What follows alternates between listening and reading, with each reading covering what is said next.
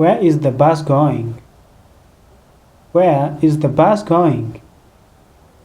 Bisi igiye he? Is this the right bus to Kigali? Is this the right bus to Kigali? Ese iyi niyo bisi ijya I Kigali? Hello friends, welcome back to my YouTube channel where we learn real English for everyday life. Today, I will teach you useful words and expressions that people use at the bus station, both passengers and drivers.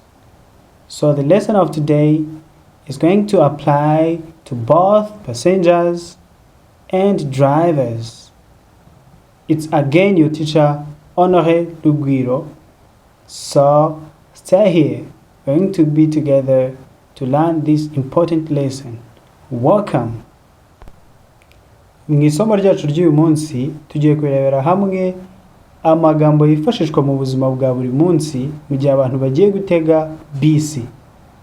Abashoferi mwigire hino, abagenzi namwe mwigire hino. Mu isomo ryacu twatangiranye n'interuro ebyiri z'ingenzi zikoreshwa mu buzima bwa buri munsi igihe abantu bagiye gutega bisi. Twatangiye tuvuga tuti where is the bus going? Bisi igiye hehe? Where is the bus going?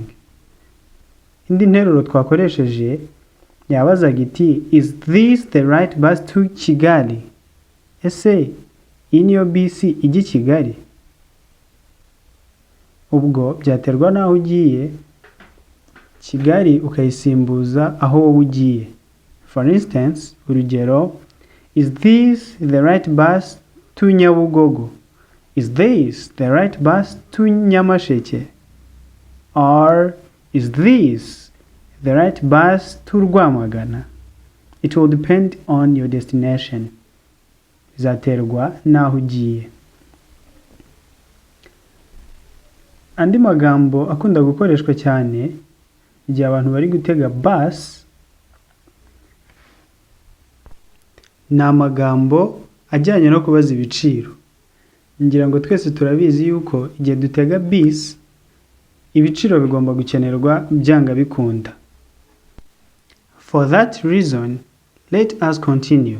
Kubw'iyo mpamvu reka dukomeze turebera hamwe uko wabaza ibiciro. How much is the fare? How much is the fare? Igiciro nangahe? Iyo tuvuze fare tuba tuvuze amafaranga y'urugendo cyangwa se ibyo dukunda kwita itike, amafaranga itike, fare. Do you have change? Ese ufite ayo kungarurira? Ufite ayo kunsubiza? Do you have change? Let us continue with another expression that is used every day. Reka dukomeze n'irindi jambo rikunda gukoreshwa mu buzima bwa buri munsi igihe abantu batega bisi. Are there seats available? Are there seats available? Ese haracyarimo imyanya? Ese harimo imyanya? Are there seats available? Can I pay by mobile money? Can I pay by mobile money? Ese nakishyura nkoresheje mobile money cyangwa iyo dukunda kwita momo. Can I pay by mobile money? Or can I pay by cash? I want to get off at the next stop. I want to get off at the next stop. Ndashaka kuviramo ku cyapa gikurikiyeho. Excuse me, is this seat taken? Nyihanganire, ese uyu mwanya waba wafashwe? Cyangwa se ni cyagiye tuba tubaza muri bus niba uwo mwanya haba hari undi muntu wawicayeho. Bijya bibaho yuko umuntu yaba yicaye mu mwanya wenda akaba asohotse. Rero ino nteruro dushobora kuyifashisha tubaza icyo kibazo. Excuse me, is this seat taken? Ese uyu mwanya wafashwe? Wow! Hope you have learned a lot in the first part of this lesson of today. Ndizera yuko twize ibintu byinshi mu gice cya mbere cy'isomo ryacu. Now, we are going to proceed with the next part of our today's lesson. Let me ask you a simple question. Ariko mbere yuko dukomeza n'igice cyacu cya kabiri, reka mbanze nkubaze ikibazo cyoroshye. Ese umushoferi yitwa gute mu Cyongereza?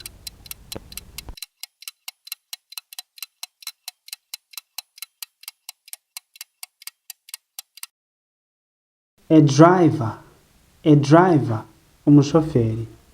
Conductor,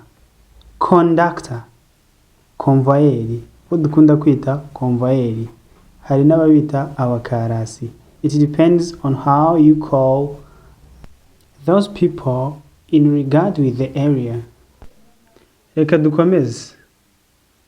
The next phrase is, where are you going? Ijambo rikurikiyeho ni where are you going? Ese ugiye hehe? The next phrase is, hurry up, we are leaving. Tebuka, turi guhaguruka. Hurry up, we are leaving. Tebuka, turi guhaguruka cyangwa turagiye. Ngira ngo abagenzi barabyumva. Abakora mu modoka nabo murabyumva yuko iri ari ijambo dukunda gukoresha cyane. Has it ever happened to you that you are required to pay before you sit in a bus? Ese byigeze bikubaho yuko bagusaba kwishyura mbere yuko wicara muri bus? Now, let us see how we can do it. Reka turebe uko twabikora niba dukora muri bus cyangwa niba turi abagenzi, uko twabyumva igihe tubisabwe. Please pay before you sit. Nyabuneka ishyura mbere yuko wicara. Please pay before you sit. We will wait for 10 more minutes. We will wait for 10 more minutes.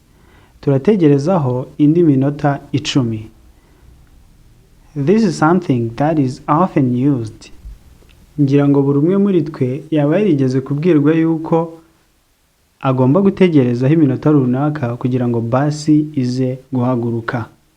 Ubwo hari 10 more minutes, wewe bashobora kuba barakubwiye 5, 12 cyangwa 30. We will wait for 10 more minutes. Turategerezaho indi minota 10.